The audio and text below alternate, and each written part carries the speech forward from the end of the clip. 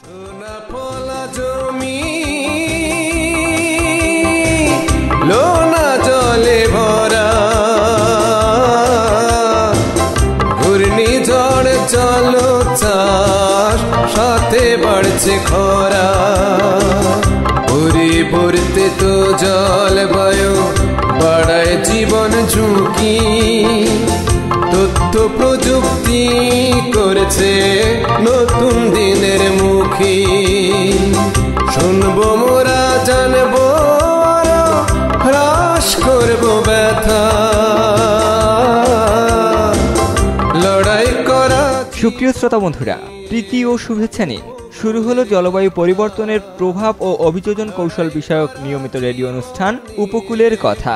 উপকূলের কথা সাথে আছি আমি মেহেদি হাসান এবং আমি সালমা শান্তা।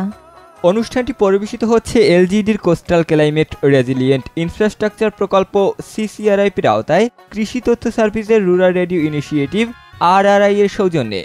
সহযোগিতায় international fund for agriculture development Ifad. সম্প্রচারিত হচ্ছে প্রতি সোমবার ও বৃহস্পতিবার রাত 7:30 আর মঙ্গলবার ও শুক্রবার সকাল 9:30 আপনার প্রিয় কৃষি রেডিও 98.8 FM থেকে। জলবায়ু পরিবর্তনে বাড়ছে খরা, ঘূর্ণিঝড়, লবণাক্ততা, জলোচ্ছ্বাসে ফসল হানি, ভাঙছে ঘর। জলবায়ুর পরিবর্তনে বদলে যাচ্ছে পৃথিবী, বদলে যাচ্ছে আমাদের জীবনযাত্রা, বেড়েই চলছে প্রাকৃতিক দুর্যোগ, বাড়ছে খাদ্যের অনিশ্চয়তা, ঘটছে পেশার পরিবর্তন, মানুষ হচ্ছে অভিবাসী।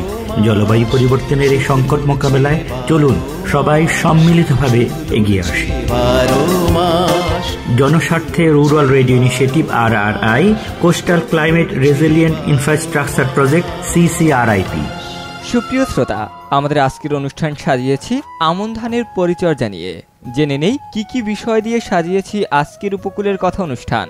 শুরুতেই শুনতে পাবেন আমন ধানের পরিচর্যা নিয়ে একটি প্রতিবেদন, থাকবে বিশেষজ্ঞের সাক্ষাৎকার এবং একটি নাটিকা, আর আপনাদের জন্য রয়েছে নিয়মিত আয়োজন, কুইজ ও রচনা প্রতিযোগিতা। আর দেরি কেন বন্ধুরা, চলুন চলে যাই অনুষ্ঠানের মূল পর্বে। শুরুতেই রয়েছে আমন ধানের পরিচর্যা নিয়ে একটি প্রতিবেদন। প্রতিবেদনটি তৈরি করেছেন অহনা মিম।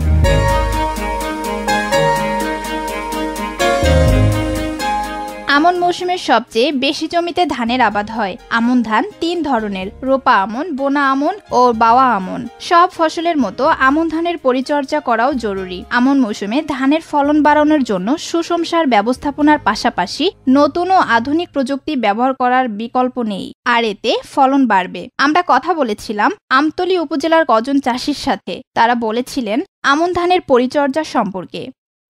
মোহাম্মদ স্বপন খান, 2.5 কেজি জমিতে চাষ করছি আমন। জাত হইলে আপনার মোডা 23-11, তো 11 বাইরে হয়ে গেছে, 23-এ আপনার গর্ব হয়েছে। মোডায় আন পর্যন্ত গর্ব আয় না, এটা 7-8 দিন পর গর্ব আইবে। সমস্যা হয়েছে মানে এটা আপনার আমন ধানের সমস্যা তেমন না, 23 আর হইলে যে 11, এটা আপনার যে সময় ওই গর্ব আয় সেই সময় যদি বৃষ্টি হয় আর পানি হয়, তাই ইঁদুরে মানে এক রাইতে একটা ইঁদুরে আধা করা কাটতে হেলাইতে আরে 1.5-2% জমি এক রাইতে কাটে। তো এরকম মনে করেন 1-2টা ইঁদুর তো নামে না, আর নামেল দল বান দিয়ে ও হাতরে আর কাটে। মানে আমি এত মারামারি খোলা যাওয়া যায় না ঘেরানে, হ্যার পর মানে থামান যায় না যে এত ইঁদুর বাড়ছে। তো সব মানুষে যদি একাত্রে মারে তাহলে আসলে এগুলা মানে একটু দমন থাকে। আমার নাম হইল নেমাতুল্লাহ, আমরা কৃষি কাজ করি। 1.5 কানি জমিতে আমন ধান চাষ করছি। এই যে মোড়া, তারপর 23-11, তিনটাই ভালো, তিনটাই খুব ভালো স্তর আছে। আমরা ইরি দিই নাই, ইরি না দেওয়ানোর কারণে খুব চেত হয়েছে, খুব ভালো হয়েছে। মোড়া 23 খুব সুন্দর হয়েছে, খুবই ভালো। 23 থর লইছে। মোড়া এখন পর্যন্ত হয় নাই, কিন্তু কার্তিকের 15 এটা ধরাই। আনরোগ আপনার মাজরাড়া ধরে, মাজরার জন্য আমরা এই ভিত্তে করে দিছি, তারপর কেবরিটা করে দিছি, ভালো আছে, আগাছা নাই।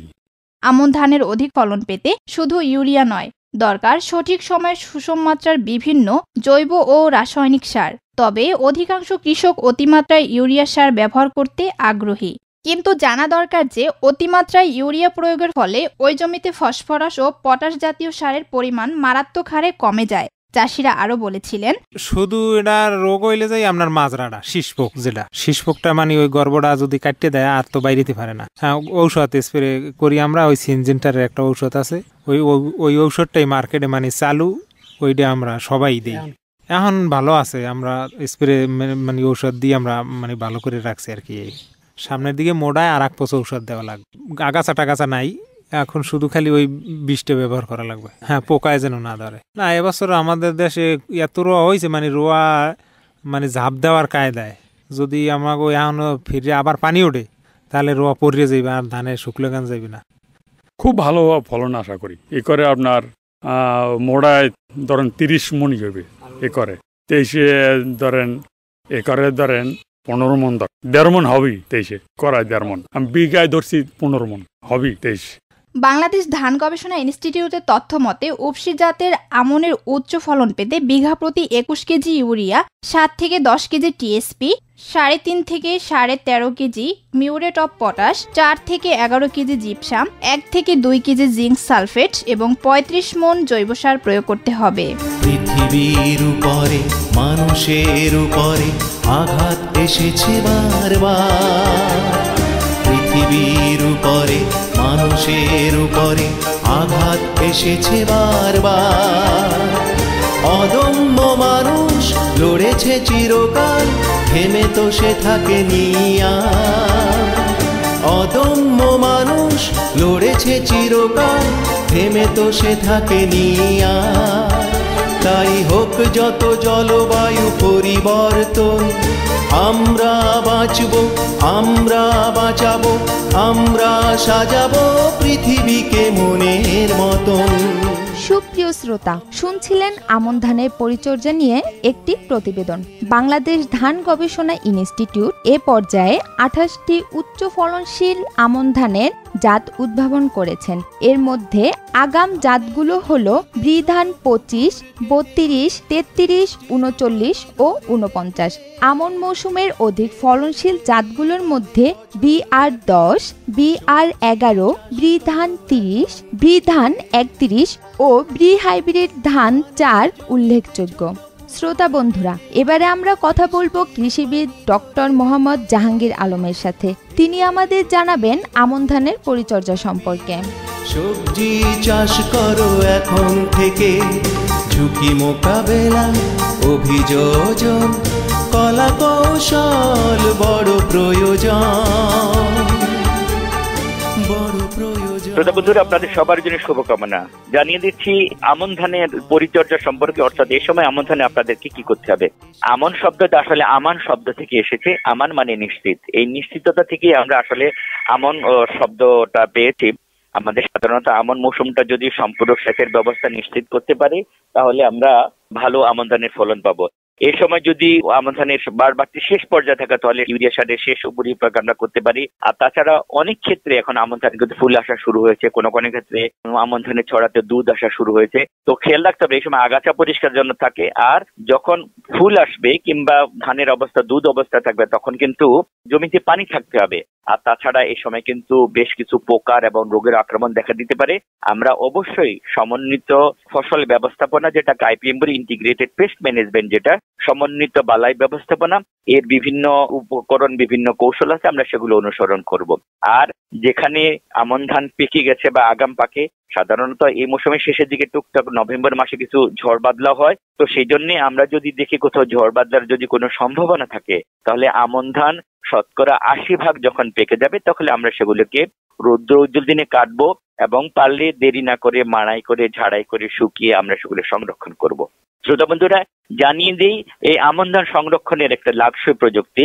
আমরা সাধারণত মটকি, ড্রাম বা বিভিন্ন টিনে আমরা ধান বা অন্যান্য বীজ সংরক্ষণ করি, আপনি যেখানে বীজ সংরক্ষণ করুন না কেন বীজ পাত্রটি শুকনো হওয়া লাগবে। আর সেটি যদি মাটির পাত্র হয় তাহলে অবশ্যই মাটির পাত্রের বাহিরের দিক দিয়ে আলকাতরা কিংবা রং দিয়ে লেপে দিতে হবে। আর যাদের আলকাতরা বা রঙের সংস্থান করতে না পারেন তারা পাকনা বিচি কলা বা কলা দিয়ে লেপে দিতে পারেন, তখন কিন্তু কাজটা সেরে যাবে। এরপরে যে কাজটি করতে হবে, বীজ পাত্রের তলায় 1 থেকে 2 ইঞ্চি শুকনা পরিষ্কার বালি দিতে হবে। তারপরে আমরা শুকনা বীজ দিব। কট করলে অর্থাৎ দাঁতের নিচে, 2 দাঁতের নিচে ধান রাখার পরে যখন চাপ দিলে কট করবে, কিংবা ধানের একটি বীজ যখন আমরা কানের কাছে নিয়ে আঙ্গুলের 2টো আঙ্গুল দিয়ে যখন একটা চাপ দিব, যদি কুট করে যদি একটা আওয়াজ হয় তাহলে আমরা বুঝতে পারবো যে আমাদের ধান শুকিয়ে গেছে। আমরা সাধারণত বৈজ্ঞানিক পদ্ধতিতে বলি শতকরা 10 থেকে 12% যখন আর্দ্রতা থাকবে, সে আর্দ্রতা সম্পন্ন বীজই কিন্তু সংরক্ষণের জন্য সবচেয়ে ভালো সময়। তারপরে আমরা বালি দেওয়ার পরে আমরা বীজ দেব। বীজের পরে আমরা 1 খণ্ড বা 2 খণ্ড শুকনা চুন দেব, কেননা এই শুকনা চুন ভিতরের যে আর্দ্রতা আছে সেগুলিকে শোষণ করে নিয়ে বীজ পাত্রের পরিবেশকে ভালো রাখবে এবং আমাদের বীজ ভালো থাকবে। তারপরে আবারও বীজ দিব। বীজ দিয়ে আমরা বীজ পাত্র পূরণ করব। কোন ক্ষেত্রে যদি আমরা বীজ পাত্রটা পুরো বীজ পাত্র বীজ দিয়ে পূরণ করতে না পারি, অর্থাৎ ভরতে না পারি, তাহলে সে বাকি জায়গাটুকু কিন্তু শুকনো কাঠের গুঁড়া কিংবা শুকনো ছাই দিয়ে আমরা সেগুলো পূরণ করে বীজ পাত্রের মাথায় 20 কাটালি নিম কিংবা নিশিন্দা পাতা শুকিয়ে গুঁড়া করে বীজ পাত্রের মুখে দেব।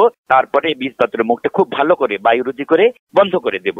আর বীজ পাত্র কখনো মাটির সাথে রাখা যাবে না। মাটি এবং বীজ পাত্রের মাঝখানে কাঠ কিংবা মাচা তৈরি করে আমরা ওখানে তার উপরে রাখতে পারি, কিংবা বীজ পাত্রকে পাটের শিকা বা অন্য কিছু দিয়ে আমরা ঝুলিয়ে রাখতে পারি। শ্রোতা বন্ধুরা, বীজ যদি আমরা এভাবে সংরক্ষণ করি তাহলে আমরা 3 থেকে 4-5 মাস পর্যন্ত রাখতে পারবো। পরবর্তীতে একবার বীজগুলোকে খুলে অর্থাৎ বীজ পাত্র থেকে বের করে শুকিয়ে আবার ঠিক একই নিয়মে আবার যদি রেখে তাহলে পুরো 1 বছর পর্যন্ত আমরা বীজকে খুব সুসম্মতভাবে অর্থাৎ স্বাস্থ্যসম্মতভাবে বীজগুলোকে আমরা সংরক্ষণ করতে পারবো এবং পরবর্তী সময়ে আমরা এই বীজ পাত্রের বীজ ব্যবহার করতে পারবো। তখন আমাদের এগুলোর অঙ্কুরোদ্গম বেশি হবে এবং আমরা ভালো অঙ্কুরোদ্গম সব বিভিন্ন ভালো ফলন পাবো আমরা। শ্রোতা বন্ধুরা, আপনারা যারা এই অনুষ্ঠান শুনছেন তারা এই কথাগুলো, আমন ধানের এই কথাগুলো, পরামর্শগুলো শুনলেনি।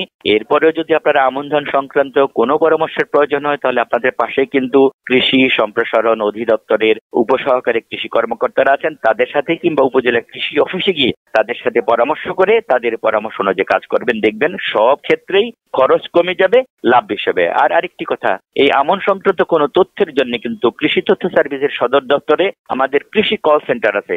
বাংলাদেশের যে কোনো প্রান্ত থেকে যে কোনো মোবাইল থেকে যদি আপনারা কল করেন মাত্র 25 পয়সার বিনিময়ে আপনারা কথা বলতে পারেন প্রতি মিনিটে। আমাদের কৃষি কল সেন্টারের নাম্বারটি হলো 16123। আমি আবারও বলছি 16123। শুক্রবার এবং সরকারি ছুটির দিন ব্যতী রেখে প্রতিদিন সকাল 9টা থেকে বিকেল 5টা পর্যন্ত আমাদের কল সেন্টার খোলা থাকে। কৃষি বিশেষজ্ঞরা আপনাদের এই কল সেন্টারের উত্তর দিয়ে থাকেন। শ্রোতা বন্ধুরা, আপনাদের সবার জন্য শুভকামনা রইল। জমি যদি হয় গুলো না তাতে ক্ষতি কি, ও ভাই তাতে ক্ষতি কি? নতুন ধানে ফলবে সোনা, চিন্তা ভুলেছি, ও ভাই চিন্তা ভুলেছি। ডুবলে জমি জোয়ার ভাটা, ভরালো না জলে, ভয় নেই ভাই তাতেও অনেক ফসল ভালো ফলে, ও ভাই ফসল ভালো ফলে। জমি যদি হয় গুলো না তাতে ক্ষতি কি, ও ভাই তাতে ক্ষতি কি? নতুন ধানে ফলবে সোনা, চিন্তা ভুলেছি, ও ভাই চিন্তা ভুলেছি। শ্রোতা বন্ধুরা, এতক্ষণ শুনলেন কৃষিবিদ ডক্টর মোহাম্মদ জাহাঙ্গীর আলমের কাছে আমন ধানের পরিচর্যা সম্পর্কে। উপযুক্ত যত্ন নিলে আমন মৌসুমে একর প্রতি 2 টন বা বিঘা প্রতি 700 কেজি ফলন পাওয়া সম্ভব। তাই সোনালী ফসল ধানের যত্ন নিন। প্রিয় শ্রোতা, এবারে শুনবেন নাটিকা চোরের উৎপাত।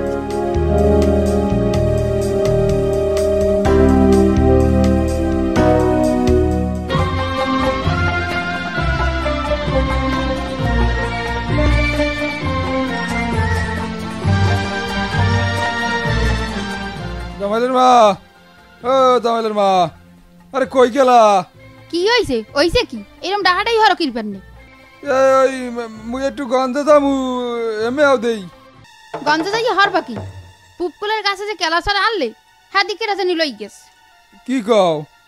হেন্না গো নেলে কদু, হেয়ের পর নেলে আউ, এই পর নেলে কুমার। কি রাজা এই কেম হরে আল্লাহই জানে। হালার পালা জোলায় ধরে না, জোলায় ধরে না, মরতে না। এর একটা ভিত করতেই হইবে, এর একটা ভিত না করলে হইবে না, চোরের উৎপাদ যে বাড়ছে। যাই একটু ওই মেম্বারের দ্বার যাই, মেম্বারের দ্বারা নালিশ না করা পর্যন্ত ঠিক হইবে না। হায় হায় হেই করো। মেম্বার সাহেব, ও মেম্বার সাহেব, বাড়তে আছেন মেম্বার সাহেব? কে রমেশ মিয়া? আসো আসো, ভিতরে বসো। হ্যাঁ হ্যাঁ মেম্বার সাহেব, বইতে আছি, বইছি। কি খবর রমেশ মিয়া, এত সকালে আমার বাড়ি? খবর আর কি, খবর আর কি মেম্বার সাহেব, এলাকায় রাখবেন না পোলাপান লইয়া হিলটেক পাঠাইবেন, বুঝি না কিছু আসলে। রমেশ মিয়া এরকম কথা বলো কেন, কি হয়েছে তোমার? কমুনতায় হরমুখী, কমুনতায় হরমুখী, চোরের জ্বালায়, চোরের জ্বালায় তো কিছু রাখতেই পারি না। হিন্না কোন এলে কদু, হেয়ের বার আউ কুমার, আমার কলাতে কয়সরা নেছে মেম্বার সাহেব, হ্যাঁ বলা যাই না। আজকে ভেন্ডেলে উঠে দেয় কি মোর ওই পুবের কান্দিতে একশোটা কেলা আনলে, আনাজি কেলা একটা লম্বা লম্বা হয়েছে, হেয়ে জানি কেটা লই গেছে। মেম্বার সাহেব কি করবো আপনি একটু কই দেন। আচ্ছা রমেশ মিয়া তুমি শান্ত হও, দেখি কি করা যায়, আমি দেখতে আছি। মেম্বার সাহেব আপনি দেখেন, আর ওই এমনি মেম্বার সাহেব টাকা পয়সা সমস্যা। গত বছর যে ধরাটা খাইছি, গত বছর আমন ধান লাগাইলাম, হাতে ধরা খাইছি একালে, ধান টান ভালো হয় নাই, একটা লুজারে আছি। আচ্ছা রমেশ মিয়া আমি মাথায় রাখলাম, বললাম না তোমারে।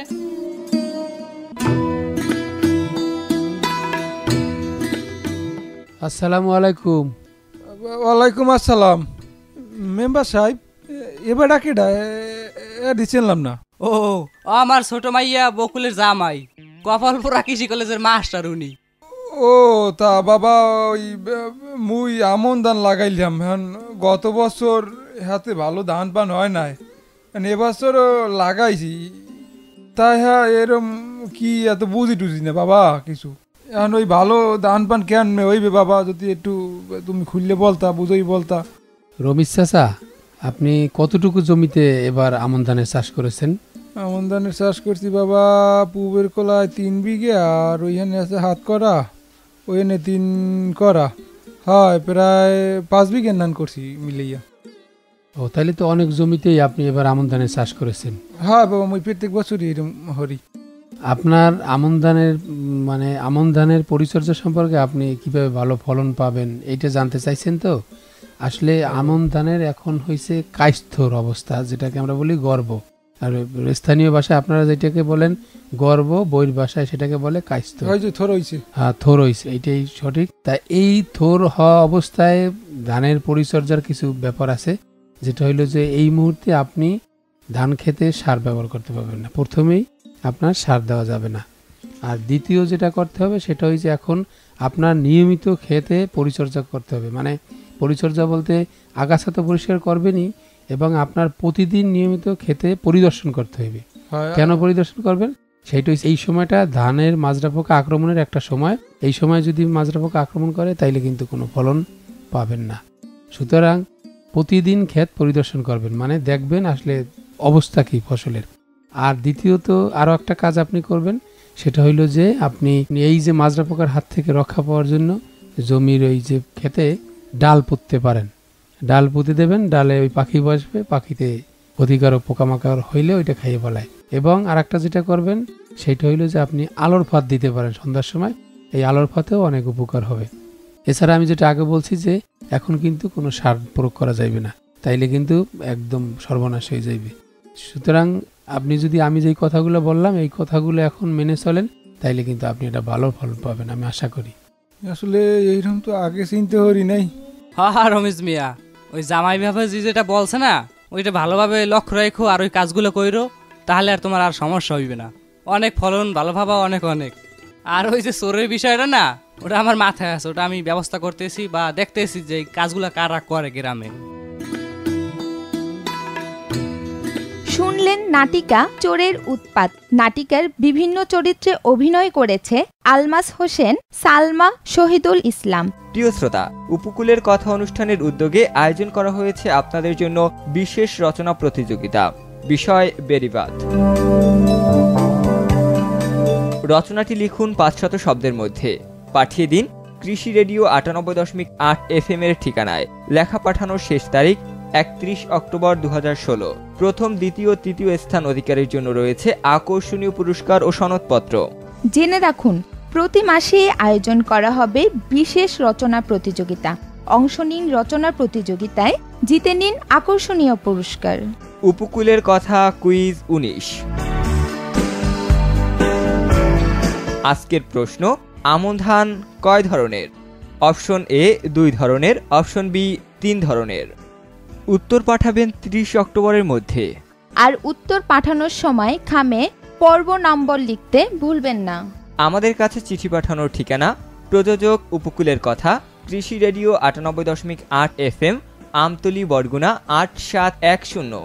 আর আপনারা যারা SMS করতে চান তারা মোবাইলের মেসেজ অপশনে গিয়ে লিখুন আপনার নাম ও ঠিকানা, তারপর কুইজের সঠিক উত্তর লিখে পাঠিয়ে দিন 017755664446 নাম্বারে।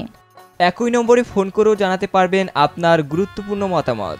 বন্ধুরা, আজকের অনুষ্ঠানের আয়োজন এই পর্যন্তই। অনুষ্ঠানটি শুনতে পাচ্ছেন প্রতি সোমবার ও বৃহস্পতিবার রাত 7:30 আর মঙ্গলবার ও শুক্রবার সকাল 9:30 আপনারই প্রিয় কৃষি রেডিও 98.8 FM থেকে। অনুষ্ঠানটি পরিবেশিত হচ্ছে এলজিডির কোস্টাল ক্লাইমেট রেজিলিয়েন্ট ইনফ্রাস্ট্রাকচার প্রকল্প সিসিআরআইপির আওতায় কৃষি তথ্য সার্ভিসের রুরাল রেডিও ইনিশিয়েটিভ RRI এর সৌজন্যে। সহযোগিতায় international fund for agriculture development Ifat. বিদায় নেবার আগে জানিয়ে দিচ্ছি, উপকূলের কথা অনুষ্ঠানটির উপস্থাপনায় ছিলাম আমি সালমা শান্তা এবং আমি মেহেদি হাসান। শব্দ ধারণ ও সম্পাদনায় মেহেদি হাসান, ব্যবস্থাপনায় শাহনাজ পারভিন, পরিচালনায় ডক্টর মোহাম্মদ জাহাঙ্গীর আলম ও প্রযোজনায় শামীম মৃধা। যেখানেই থাকুন ভালো থাকুন, নিরাপদে থাকুন, শুনতে থাকুন কৃষি রেডিও 98.8 FM। জমি লোনা জলে ভরা, ঘূর্ণিঝড় চলো চাষ, সাথে বাড়ছে খরা, পরিবর্তে তো জলবায়ু বাড়ায় জীবন ঝুঁকি, তথ্য প্রযুক্তি করেছে নতুন দিনের মুখী, শুনবো মোরা জানবো হ্রাস করবো ব্যথা, লড়াই করা জীবন নিয়ে উপকূলের কথা, লড়াই করা জীবন নিয়ে উপকূলের কথা।